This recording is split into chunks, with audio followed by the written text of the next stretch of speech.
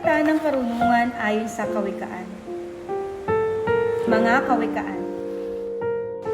Chapter 26. Ang papuri di ako sa taong ama, parang ulan ng ilong sa tag-araw o panahon ng ulan. Ang sumpang di nilalapat ay hindi tatanap, tulad ng ito di dumadapo at lilitan-litan. Ang latigoy para sa kabayo, ang bukadoy para sa asno. Ang pamalo naman ay sa mangmang na tao. Huwag mong patulan ang isang mangmang at baka lumabas na higit ka pang mangmang. Sagutin mo ang mangmang ay sa kanyang kahangalan, upang hindi niya isipin na siya'y may katuwiran. Ang magpadala sa balita sa mangmang ay delikado, para maraming tinaga ang mga paang.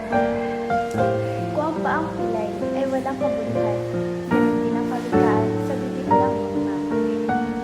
Ang isang papuri sa mangmang uukol ay parang batong nakatali sa balat ng tirador. Ang isang kawikaan sa bibig ng mangmang ay tulad ng tinik sa kamay ng lasing. Tulad ng isang mamana na kahit lasing ay isang taong umaba ng mangmang o lasing. Ang taong nananatili sa kanyang kahangalan ay tulad ng aso. Ang sariling suka ay ninanaligan. Nakikita na ba kayo ng taong kahangalan? Kaya, ang pinakalalin. Mas may pag-asa pa ang mga kaysa taong ito. Ano ang idinadahilan ng taong mabuhay? May liyo sa daan, maliyon sa lisangan. Kung paano lumalapit ang pinto na sapa. Ang batugan naman ay sa kanyang kama. Ang kamay ng tamad ay nadidikit sa pinggan, ni hindi mailapit sa bibig dahil sa katamaran.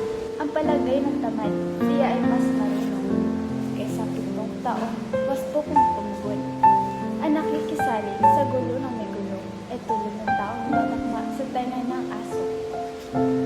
Ang taong nandaraya sa kasasabi na bibiro ay tulad ng baling na naglalaro ng sandatang namamatay.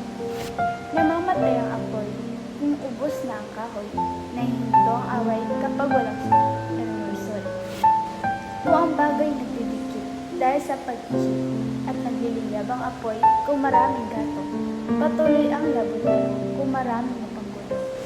Ang chismis ay tulad na masarap na pagkain, masarap pakinggan, masarap magmamin.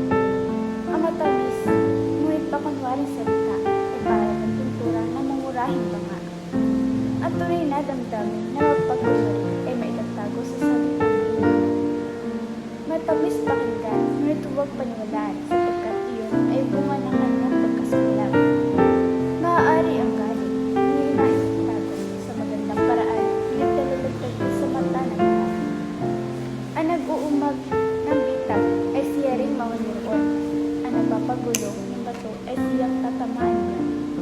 Ang taong sinungaling ay galit sa kapwa. Ang madaling salita